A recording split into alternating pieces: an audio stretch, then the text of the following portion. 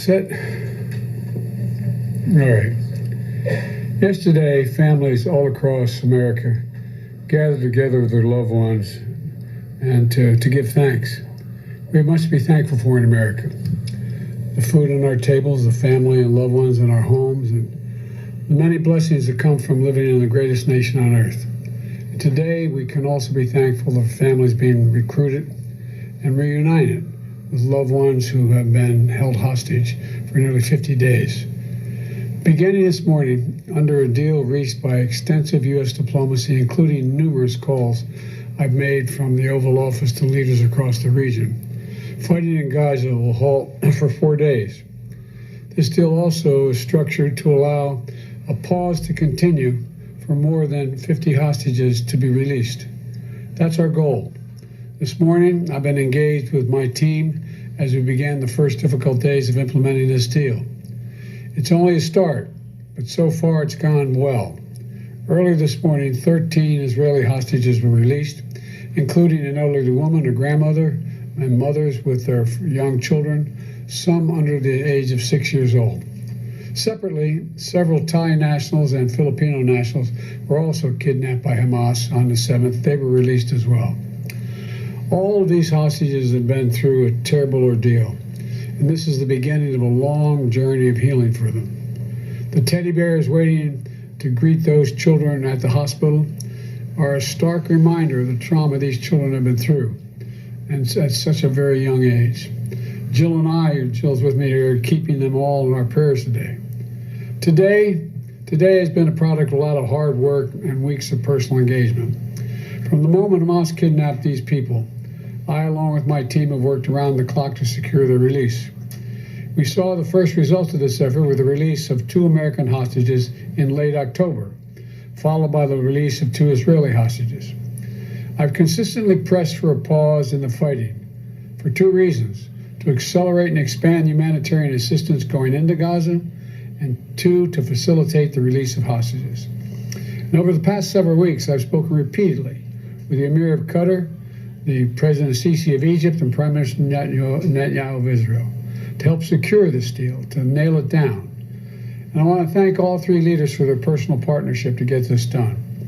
I spoke with the Emir and President Sisi and the Prime Minister Netanyahu again on Wednesday to confirm the elements of the engagement.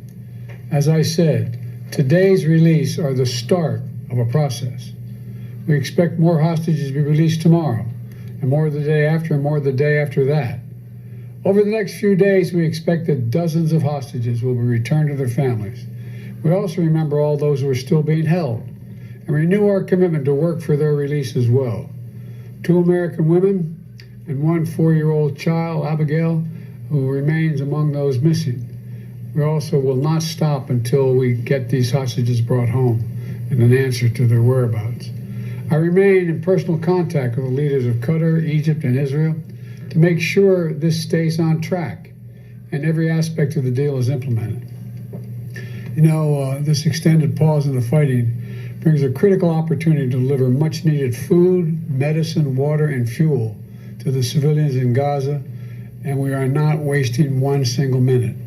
Since my trip to Israel last month, I've been focused on accelerating the delivery of humanitarian assistance to Gaza in coordination with the United Nations and the Red Cross. I just spoke with my special envoy for the Middle East humanitarian issues, David Satterfield, for an update. And I've asked him to monitor our progress hour by hour and keep me personally informed. From the beginning, we put in place mechanisms to prevent Hamas from diverting these supplies.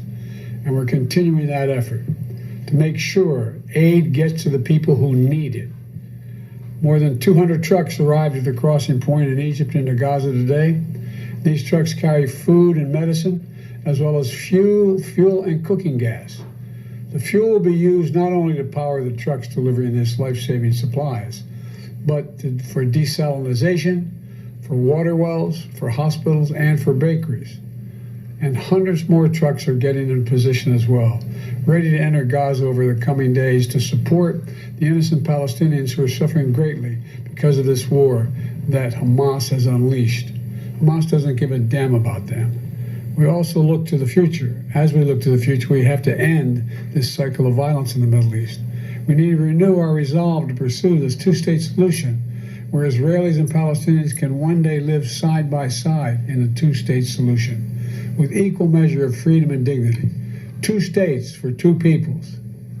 And it's more important now than ever. Hamas unleashed this terrorist attack because they fear nothing more than Israelis and Palestinians living side by side in peace. You know, to continue down the path of terror and violence and killing and war is to give Hamas what they seek. And we can't do that. So today, let's continue to be thankful for all the families who are now and those who will soon be brought together again.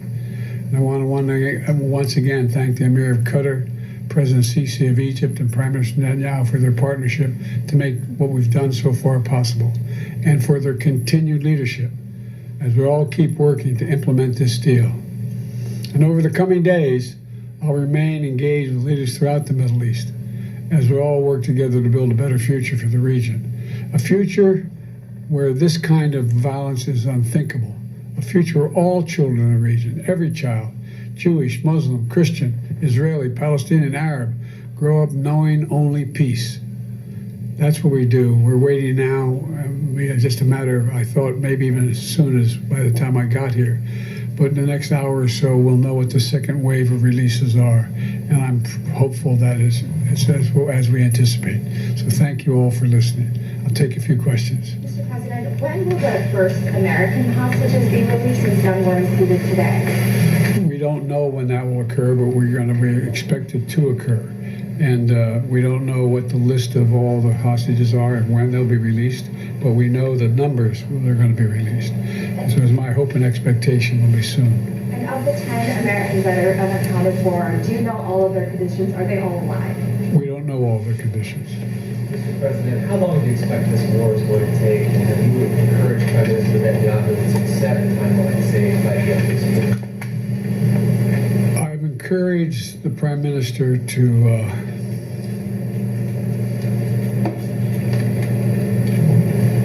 focus on trying to reduce the number of casualties while he is attempting to eliminate Hamas, which is a legitimate objective he has.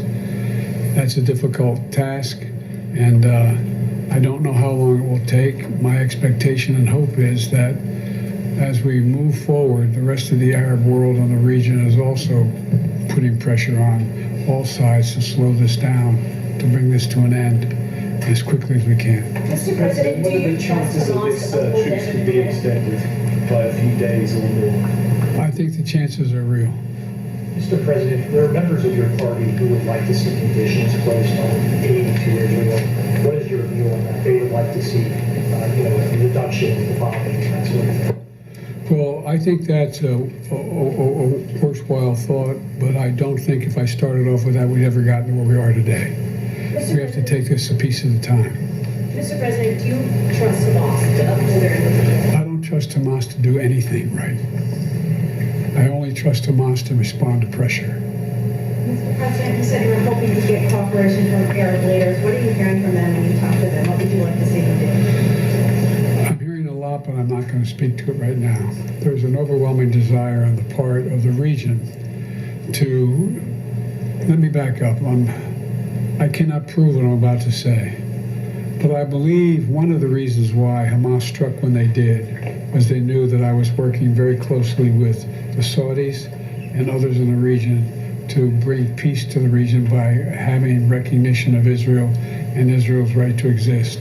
You may recall when we did the G20 about a little while ago, I was able to get a resolution, a statement passed through there saying we're going to build a railroad from Riyadh all the way through the Middle East into Saudi Arabia, Israel, etc., and all the way up to Europe. Not the railroad, but it would be an underground pipeline and then railroad.